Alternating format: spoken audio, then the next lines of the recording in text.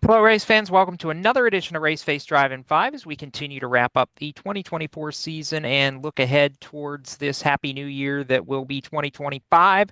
As always, Jacob Seelman on hosting duties, and Michael King Jr. is back with us. And I know you and I have been joking about this for a couple months that as we look at high points, it's kind of funny. There was a big mountain in the beginning and a big mountain at the end, and a whole lot of a deep valley in the middle of it. But I can't help but start with the fact that the lasting memory of 2024, I know for you guys, is the fact that you changed the offer in dirt late model wins into a 2, which that was the goal from the beginning. This was, I think, year 3 for you in the late model, and the breakthrough was the goal.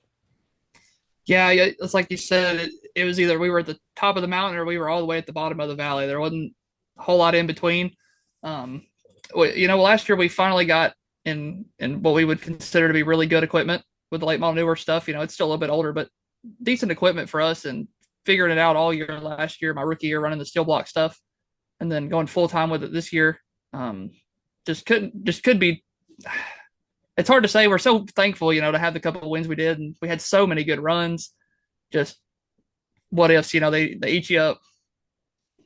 Oh yeah, and as they say, sometimes if it wasn't for bad luck, it'd be no luck at all. And that was your summer for sure. But what do you take away from the fact that even if the results on paper didn't necessarily show it, it seemed like you progressed consistently and continued to find speed as you went along. Every time we unloaded, they knew we were there. We went to Big O and we set quick time 2 times. Should have won all 3 races we went to down there. Just we went with the Titan Legend series. We raced with them quite a bit. $2 Pistol had several steel block races we went to, and we either led laps, won a heat race. Just they knew we were there, and that's what's important. We found our groove. Bad luck aside, we're really fast, and that's all that matters. Fast forward to the end, skip the mechanical failures, all that nonsense, and you end the year on a high by taking what is going to be your motor program and kind of what you guys are looking ahead to 2025 with, to the Gateway Dirt Nationals indoors at the Dome, and to get to the final night, to end up in B main territory. Yeah, okay, you didn't make the finale feature, but when you consider there were 100 plus drivers there with a whole bunch of national touring stars, for your family owned team just to get as far as you got this year in your third time at the Dome, what kind of a moment, what kind of a statement do you feel like that was for you guys as a team? I think it shows that we came to play. We've gotten better every year as we've gone onto the Dome, and it's been small steps. Um, we've gotten a lot of help lately. Matthew Logan has really boosted our program, and he was there with us the whole time of the Dome. He was down a few trailers, but anytime I needed him, I'd go down there, ask him a question. Hey, what do you want to do here? What do you want to do there? And when you got a guy that's that smart and helping you out, it really really boosts your program up. Talk a little bit more about Matthew. I know you mentioned he's come on to kind of help you guys a little bit. What's his background and how did you guys get connected to be able to work together? Well, he does all kinds of late model shocks all over the country. He's got a handful of touring guys he works with, and last year there was one of our competitors that we parked with had Matthew on, and we ended up meeting him through them.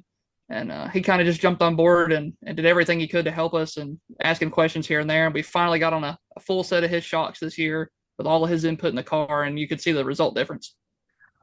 Look ahead now a little bit to 2025. I know it's January. There's snow down where you guys are at in Arkansas right now, or planned to be.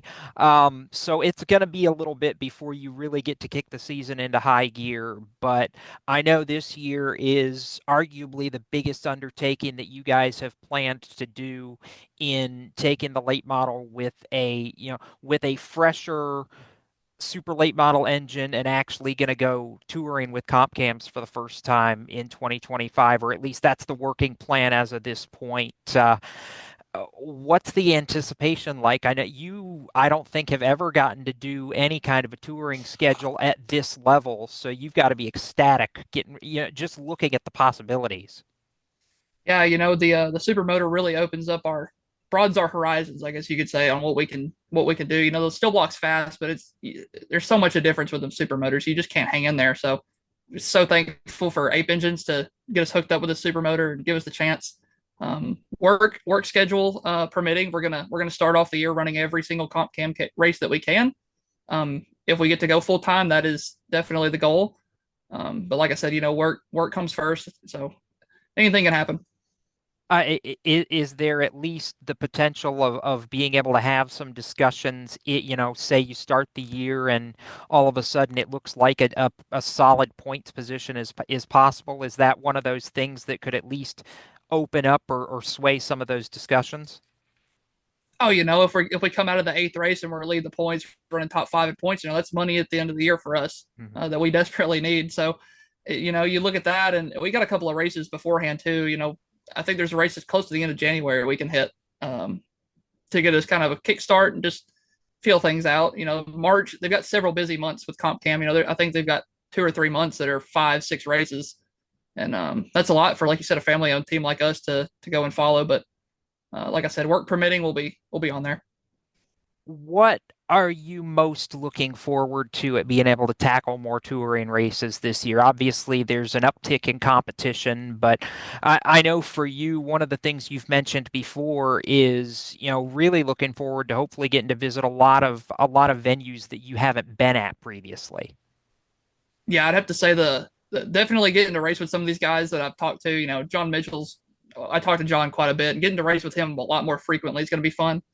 And then of course going to all these new venues. I mean, there's only I think 3 tracks on the schedule that I've ever even looked at. So to get to go to all these new places and learn all this stuff is going to be very helpful for our program. And I know traditionally Boot Hill. I know they've not fully finalized the entire schedule, but traditionally you get kind of that Boot Hill first part of March season opener that we'd be looking at. So a lot of exciting things on the horizon. I know, Michael. I also know, as you've mentioned and alluded to, a lot of people have to go into this to make it possible for you. Shout outs, thank yous. Who do you need to give a call to? First of all, I got to give it to Mom and Dad and Christy for helping me do this. I would not be able to do it without them. Brandon and Kevin with Ape, those guys fund our engine program. They are fantastic.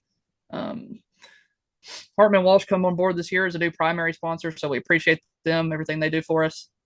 Thurman's Heat and Air, Thrifty Liquor, Team 48 Motorsports. I think that's about it. Of course, Friends of Jacqueline and uh, Race Face Brand Development.